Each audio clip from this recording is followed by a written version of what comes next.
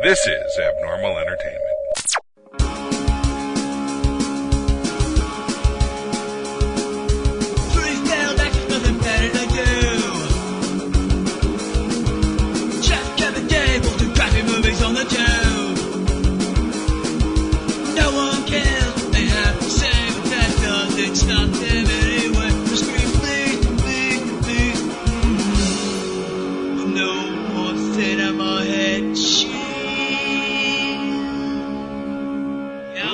Welcome everybody to the Cinema Head Cheese Podshort for Jim and Andy, The Great Beyond. This is Kevin Moyers, and I have a fascination with these odd comedians throughout history.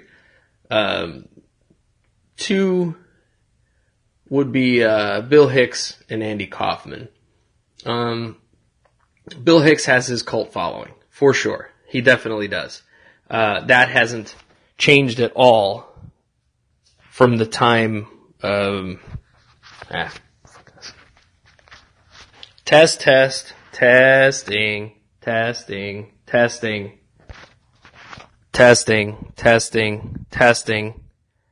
1, 2, 1, 2.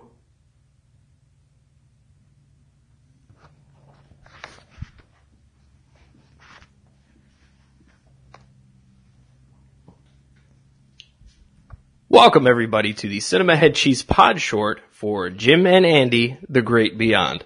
This is Kevin Moyers, and I've had a bit of a fascination with Andy Kaufman for a while now.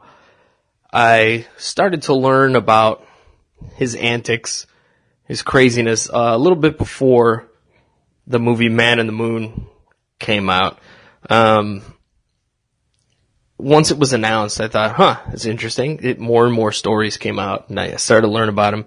I read Andy Kaufman Revealed, I believe was the name of the book, by Bob Zmuda, who is his longtime best friend and co-writer and co-participant in many of the ridiculous antics that Andy did, along with his girlfriend Lynn Margulies. If you saw Man in the Moon, it had Jim Carrey as Andy Kaufman, Paul Giamatti as Bob Zmuda, and Courtney Love as Lynn Margulies. And they did show some of the crazy things that they all participated in. They did a pretty good job of going through his career as a stand-up, he and Bob meeting, things like that, because the book is obviously from Zmuda's point of view, with what history he knows and learned writing the book. And the movie, Milos Forman did the movie based on that. So it's interesting to see this documentary. The documentary is based on what happened when Jim Carrey became Andy Kaufman. So, if you know anything about Kaufman, he really did dive into his characters, whether it was Foreign Man, who was later co-opted for Taxi to become Latka Gravis, the mechanic, which he was never fond of. And the reason for that is Lorne Michaels. Lorne Michaels, who runs Saturday Night Live, has most of its run, except for a couple years in the beginning when the second cast came up. But he told him that like sitcoms were basically garbage. They weren't good entertainment, that kind of thing. You should get into movies, that kind of stuff. So, which Kaufman did. He did Heartbeeps, which is one of the worst movies ever made. Really, really bad. About two robots that fall in love in a robot factory, and they try to escape. I watched it, just like, I need to see this. This is like cult lore. This horrible movie. Like, when The Day the Clown Cries, or Day the Clown Cried, or whatever, the Jerry Lewis movie, when it is finally released, because someday it will be, I'll have to watch it because of the lore around it. But yeah, he kind of shit on the whole idea of sitcoms. And really, if you look at Saturday Night Live since, I mean, even going backwards in time, right now Bobby Moynihan is on a sitcom. Jay Farrow is on a sitcom, not a traditional sitcom, but a comedy show on Showtime. Andy Samberg, Tim Meadows has been on several, and you could just go back from there to all of these people that have done sitcoms since the time Andy Kaufman was on. So, I don't know if Lorne Michaels changed his stance on that, or, if he thought just sitcoms in that time period were garbage, but it always kind of had a stigma to Kaufman, to have that, attached to him. So, it kind of ruined the experience for him, I think, if you look into it. And, he would show up as Tony Clifton, which is an alter ego that he did, this crappy lounge singer, and drive everybody crazy, because Tony was a maniac, he was smoking, drinking, hookers, eating meat. Like, Kaufman was a vegetarian. Tony Clifton was just, he'd been to all of his demons. So, when Kaufman had cancer later, it's just like, I don't smoke, I don't drink, yeah, you do when you're Tony. So, it's just bizarre. And, even when he'd be, Andy Kaufman, the wrestler, he was a different person. Jim Carrey, in taking on the role, and I'm going to say this right now because, of my personal experience, number one, and, just, we have enough examples. Look, we're crazy here in the U.S. With the shootings once a day almost, mass shootings. We have all kinds of stuff. But Canadians are kind of insane. That is different. And I don't just mean wacky shit like, Howie Mandel or oh God, what's his name? Rocket Man, was in Half Baked. The guy talks like this and he looks like he could be the live action Beaker. Why am I blanking on his name right now? Anyway, I'm not talking that kind of crazy. Like, Seth Rogen, Will, Sasso kind of wacky crazy. I'm talking about full on legitimate nuts. You got Chris Benoit hanging his, killing his family and hanging himself. You got the dude that sawed a guy's head off on a bus. You got the guy that, got away with, beating the shit out of women, the news guy up there, left, right, and center, and got away with it in court. Like, them, allowing someone to sue a comedian for ripping on a heckler. The heckler won the case. Like, there's crazy in Canada. A special kind.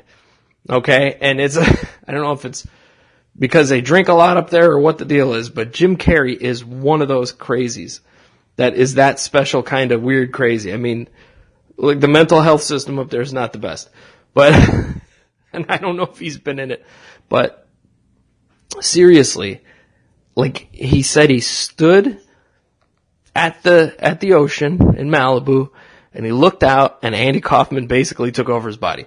Like, that's, I'm watching this. In this documentary, the way it's put together, there's this 20-year-old footage that's, almost 20 years old that has just been sitting on a shelf. And Jim Carrey decided, let's put this out there. So, the whole thing is Carrey sitting in a chair. He has this big, shaggy, gray beard. I mean, he doesn't look disheveled. It's taken care of. He's kempt. He's not unkempt. But, he's clean and he just looks like he's chilling. He's taking it easy, trying to relax, and he looks healthy and all that stuff. So, I'm not, insinuating he looks crazy. But yeah, his bushy gray beard and, he's just sitting and talking about making the movie, about, his life a little bit and some of his struggles. And I think most people know that he was homeless for a bit up in the Toronto area when his dad lost his job and stuff like that. And there's the story of him writing himself a $20 million check, and which eventually he got. I think it was for Dumb and Dumber. But, he talks about going to see a psychic and a psychic things. But they're intercutting all this footage and then, clips from his career and stuff. But that's not the focus. That stuff, that extra stuff is just there to kind of give you an idea of his mindset, where this crazy could come from. And he, not exactly in a Daniel Day-Lewis sort of way, where he's, method acting. This wasn't method acting. He was becoming Andy Kaufman and all this behind the scenes shit, and he was irritating the shit out of people. And I guess Universal said they didn't want to release that stuff at that time because, and Lynn Margulies was doing a lot of the filming. So they didn't want to release that stuff at that time because they didn't want people to think that Jim Carrey was an asshole. That was what they said. Now, a few things here that are interesting to me. Like, Kaufman had his famed feud with Jerry Lawler, when he was doing the wrestling thing, and the movie revealed, and it wasn't really revealed publicly until the movie, Man on the Moon. I always fuck that up. Anyway, Man on the Moon. It wasn't revealed until that movie that Kaufman and Lawler were, they were working together, and this was one big giant prank the whole time. The Letterman explosion, with throwing the coffee, and Lawler slapping him and so on and so forth. In the movie, you see Lawler talk about the difference between Jim Carrey and Andy Kaufman. He's like, well, Kaufman, it was like, hey, Mr. Lawler and stuff like that. And he was super, gentlemanly, respectful, even though they were, friendly. And Carrey was just antagonizing him the whole time, thinking he was, doing what Andy would have done, when in reality it was the opposite. But, so he was just kind of becoming these characters. There's a scene where they show him kind of messing with Hugh Hefner using Tony Clifton character. And Zamuda was in on that. It was just bizarre. And knowing that Lynn Margulies filmed this, because she is a filmmaker, knowing she filmed it though, and that Zamuda was on set for this because it was based on his book, it makes me wonder how much of this movie is a prank. Because at that time, it would have fed into the legend of Andy Kaufman. And people saying, Kaufman's still alive, and they even hint toward that at the end of Man on the Moon, when you see Tony Clifton on stage. And I'm not spoiling an 18-year-old movie, so stop it, if you're getting mad right now. But you see, after Andy dies and his funeral and all that, it's like a year later, you see Tony Clifton on stage, and they pan out to the audience, and, famously, Kaufman would employ Zamuda to dress as Clifton in order to fool people, because there was all the rumor that Kaufman was Clifton. So he goes, no, see, it's not me. There's Tony over there, and I'm standing right here. But it was really Zamuda in the makeup. So, but you see Zamuda and Margulies sitting at a table watching Tony Clifton a year after Andy's death. So, it was a little goofy thing at the end of the movie to sort of hint toward maybe Andy Kaufman is alive, because he said the greatest prank would be to fake your own death and then come back 10 years later or whatever. So, clearly, the movie would have been the time to come back to life. Had he not actually died. I'm sure there are people still somewhere going, he's really alive. And it's been 18 years since the movie, so, or whatever, it's been 18, 19, something like that. But, this all would have fed into that at the time had Universal allowed it to be released. So there's a big part of me that wonders if this was all false, Carrey living as Kaufman and so on, trying to continue the legacy of Kaufman. And now the stuff's just sitting here and he's like, hey, let's finally do that thing. And this could all be a hoax. This documentary, which, who knows? And it came out the same day as Punisher, so it was probably a little overshadowed by that on Netflix. But it's good and it's interesting and it's fun to see.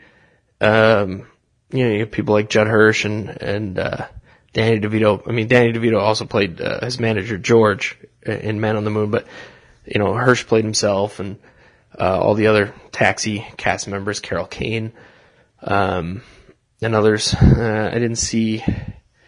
They didn't show what's his name that passed a few years ago, Jeff Conaway. They didn't show Tony Danza. Christopher Lloyd. What's the other one with the memory? The amazing memory. I'm blanking on her name right now. The redhead. Anyway, they didn't show much of those people in the documentary and their reaction to Jim Carrey, but, Giamatti was like, oh. So it's interesting, but make sure if you really kind of understand the background of Andy Kaufman and the craziness behind it, it does make you wonder at the end. And there's even a clip during the movie that they show like in a post-credit sequence, like a longer version of where Carrey's fucking with Zamuda, Carrey and Margulies. They decide to like mess with Zamuda, so they show a chunk and then they show that chunk again, but longer. Like that, what's after that in the clip, and that they're totally fucking with him. So that is another thing that hints to maybe they're messing with all of us right now, So I don't know. It just, you never know. And you never knew with Andy Kaufman what was real and what wasn't. And Zamuda and Margulies fed that.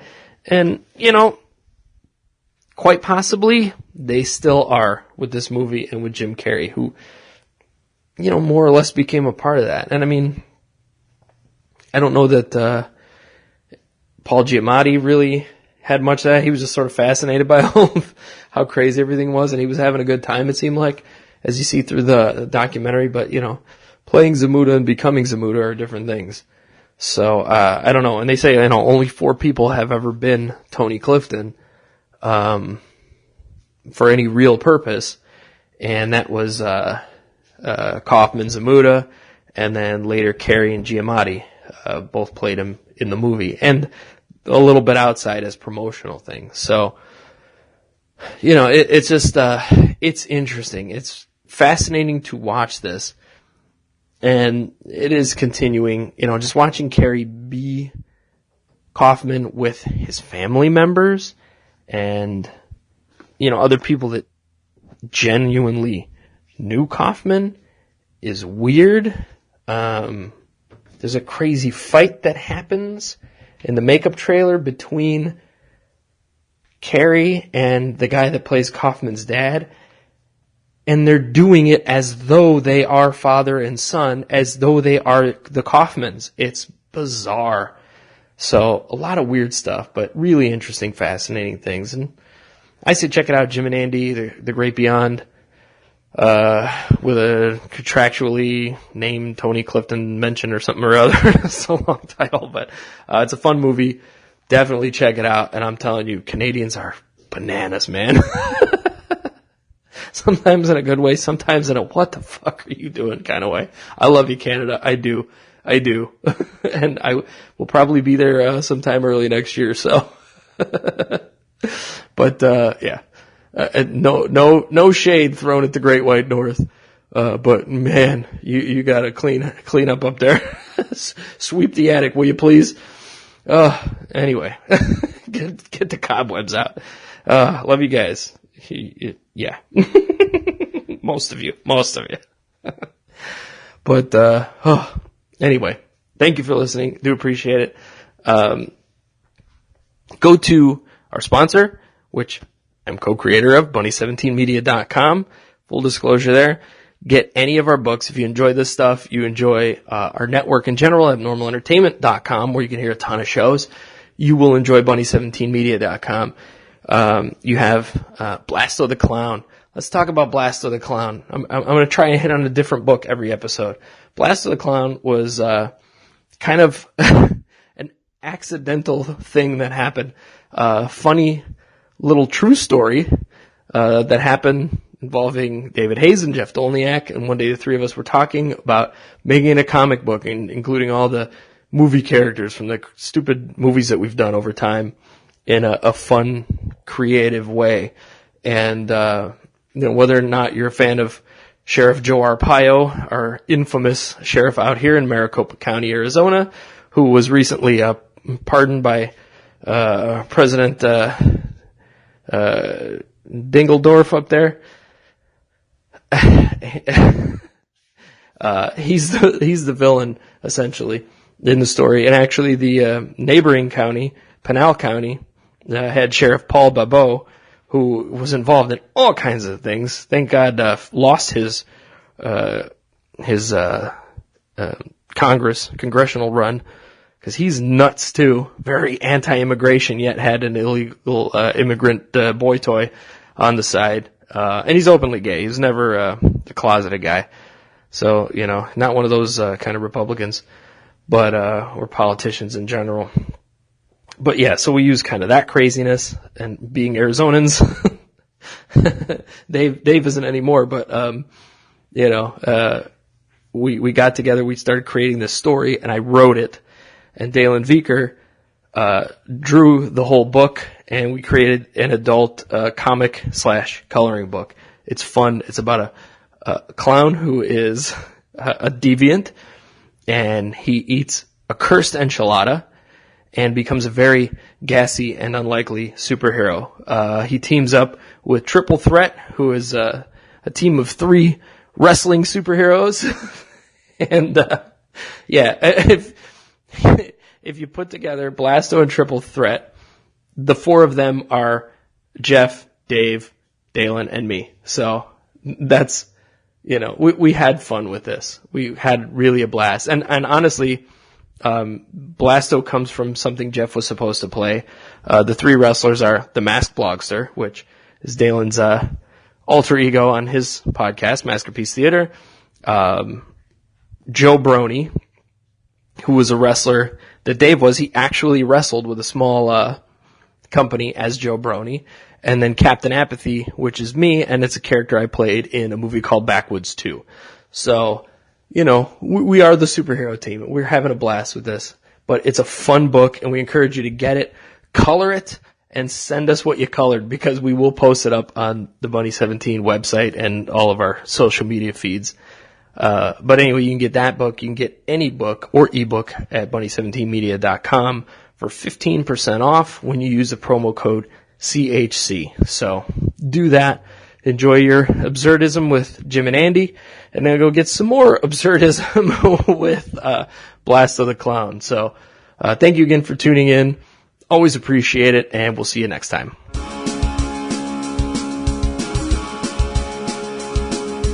Subscribe and download back episodes of Cinema Head Cheese the podcast, and read all of our movie reviews and news at cinemaheadcheese.com. Email us at cinemaheadcheese@yahoo.com. Search Cinema Head Cheese on Facebook and tweet us at CINHeadCheese. And for more podcasts, books, comics, blogs, and videos, head to abnormalentertainment.com. You've been listening to the Abnormal Entertainment Network.